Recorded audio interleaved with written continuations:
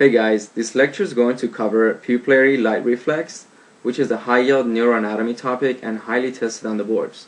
I suggest you draw whatever you see here and really try to learn the pathways. So let's say that this is the patient's left eye and this is the patient's right eye. And we're going to flash light into the patient's left eye. Okay? Now this light is going to activate and stimulate the retina. Okay? And then the retina is going to send signals through cranial nerve 2, which is the optic nerve, and in this case it's the left optic nerve. Okay, so the signals are going to travel through the left optic nerve and go into the midbrain. And in the midbrain they're going to hit this nucleus called the left pretectal nucleus.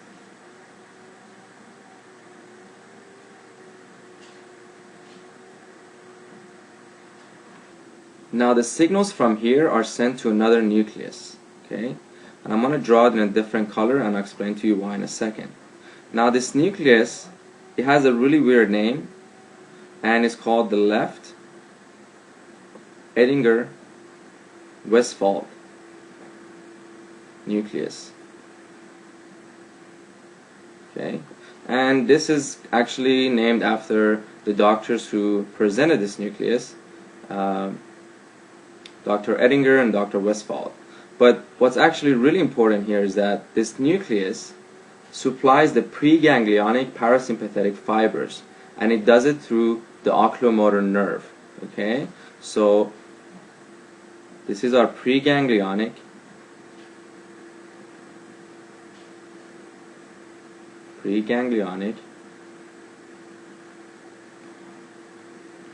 parasympathetic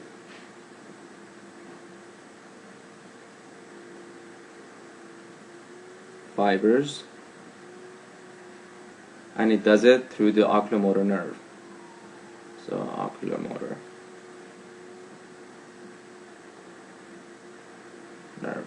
Okay, so these preganglionic fibers are going to travel and go to this ciliary ganglion. Okay, and this is the left ciliary ganglion. Okay, now from here we're going to send the post ganglionic parasympathetic fibers. Okay, so this will be post ganglionic parasympathetic fibers, and this is again through the oculomotor nerve.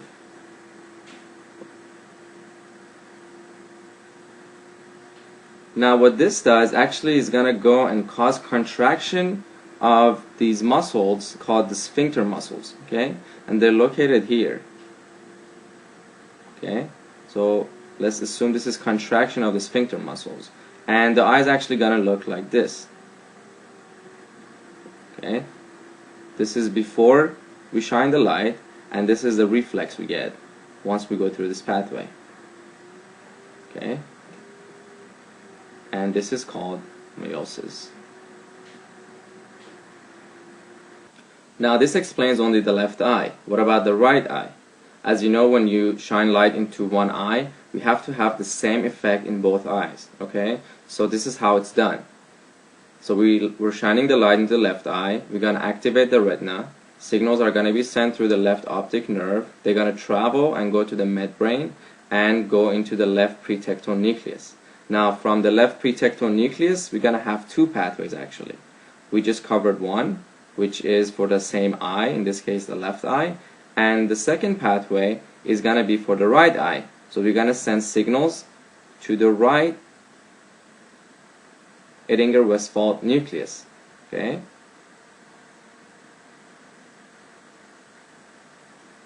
I'm just going to put EW for Edinger-Westphal. Okay, now from here, now it's the exact same pathway. We're going to send preganglionic parasympathetic fibers I'm just going to call it preganglionic oculomotor.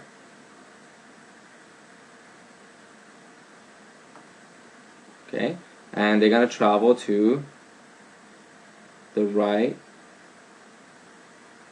ciliary ganglion,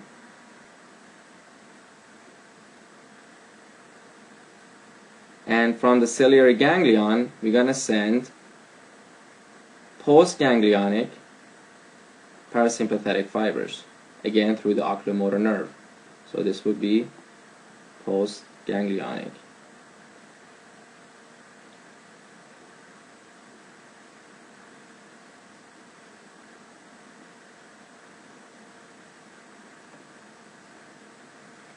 And then we're gonna cause contraction of the sphincter muscle of the right eye, causing meiosis in the right eye.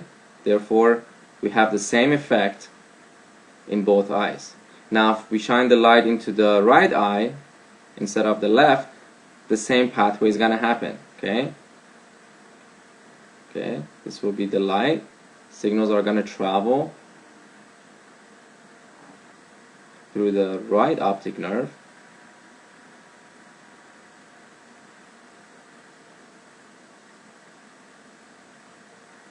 Okay, they're going to travel and go into now the right pretectal nucleus.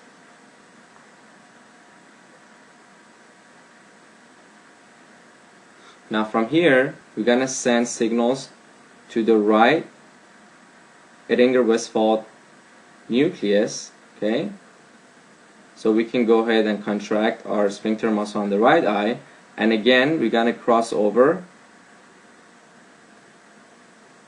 and activate the left Edinger-Westphal nucleus, and this will go ahead and cause contraction of the left sphincter muscle. Okay, now that we know the pathway, let's give some examples. The way they usually give these questions is in two types. One, they're going to give you the damage. For example, they're going to give you damage in the left optic nerve, and they're going to ask you for the results in each eye. Or they will give you the results and ask you where the damage is. So here's some examples.